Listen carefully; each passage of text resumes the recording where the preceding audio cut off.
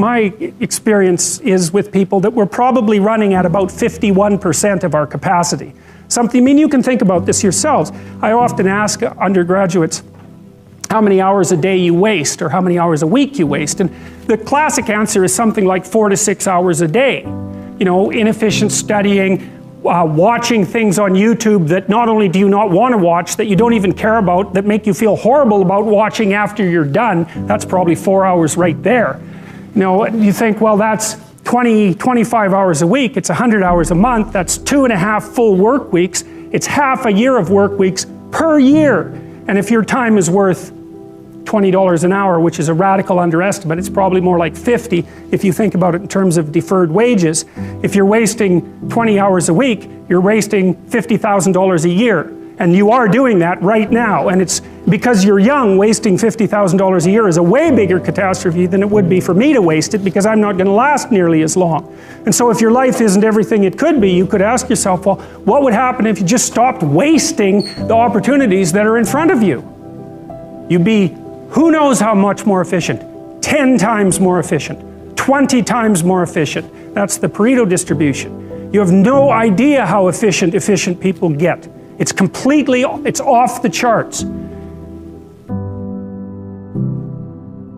Best thing you can do is teach people to write, because there's no difference between that and thinking. And one of the things that just blows me away about universities is that no one ever tells students why they should write something.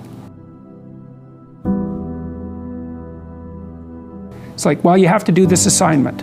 Well, why are you writing? Well, you need the grade. It's like, no.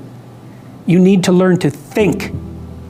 Because thinking makes you act effectively in the world. Thinking makes you win the battles you undertake. And those could be battles for good things. If you can think and speak and write, you are absolutely deadly. Nothing can get in your way.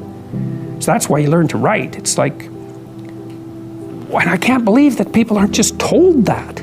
It's like, it's the most powerful weapon you can possibly provide someone with. And I mean, I know lots of people who've been staggeringly successful and watched them throughout my life. I mean, those people, you don't want to have an argument with them. They'll just slash you into pieces.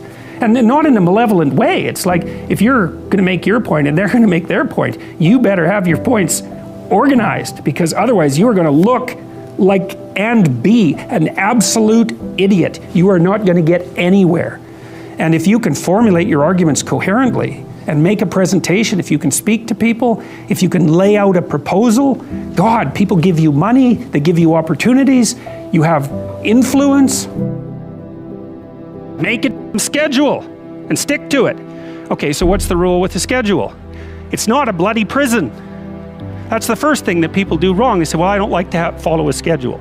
It's like, well, what kind of schedule are you setting up? Well, I have to do this, then I have to do this, then I have to do this, you know, and then I just go play video games, because who wants to do all these things that I have to do? It's like, wrong. Set the schedule up so that you have the day you want. That's the trick. It's like, okay, I've got tomorrow. If I was going to set it up so it was the best possible day I could have, practically speaking, what would it look like? Well, then you schedule that, and obviously there's a bit of responsibility that's going to go along with that, because if you have any sense, one of the things that you're going to insist upon is that at the end of the day, you're not in worse shape than you were than at the beginning of the day, right? Because that's a stupid day. If you have a bunch of those in a row, you just dig, you know, you dig yourself a hole and then you bury yourself in it. It's like, sorry, that's just not a good strategy. It's a bad strategy. So maybe 20% of your day has to be responsibility and obligation, or maybe it's more than that, depending on how far behind you are. But even that, you can ask yourself, okay, well, I've got these responsibilities, I have to schedule the things in. What's the right ratio of responsibility to reward? And you can ask yourself that, just like you'd negotiate with someone who is working for you. It's like, okay, you got to work tomorrow. Okay, so I want you to work tomorrow. And you might say, okay, well, what are you going to do for me that makes it likely that I'll work for you? Well, you could ask yourself that, you know. So maybe you do an hour of responsibility and then you play a video game for 15 minutes. I don't know, whatever turns your crank, man. But, you know, you have to negotiate with yourself and not tyrannize yourself. Like you're negotiating with someone that you care for, that you would like to be productive and have a good life. And that's how you make the schedule. It's like, and then you look at the day and you think, well, if I had that day, that'd be good. Great. You know, and you're useless and horrible, so you'll probably only hit it with about 70% accuracy, but that beats the hell out of 0. Right? And if you hit it even with 50% accuracy, another rule is, well, aim for 51% the next week, or 50.5% for God's sake, or because you're going to hit that position where things start to loop back positively and spiral you upward. Well, and if we all got our act together collectively and stopped making things worse, because that's another thing people do all the time. Not only do they not do what they should to make things better, they actively attempt to make things worse because they're spiteful or resentful or arrogant or deceitful or homicidal or genocidal, or all of those things all bundled together in an absolutely pathological package. If people stopped really, really trying just to make things worse, we have no idea how much better they would get just because of that. So there's this weird dynamic that's part of the existential system of ideas between human vulnerability, social judgment, both of which are major causes of suffering, and the failure of individuals to adopt the responsibility that they know they should adopt. It isn't merely that your fate depends on whether or not you get your act together and to what degree you decide that you're going to live out your own genuine being. It isn't only your fate. It's the fate of everyone that you're networked with.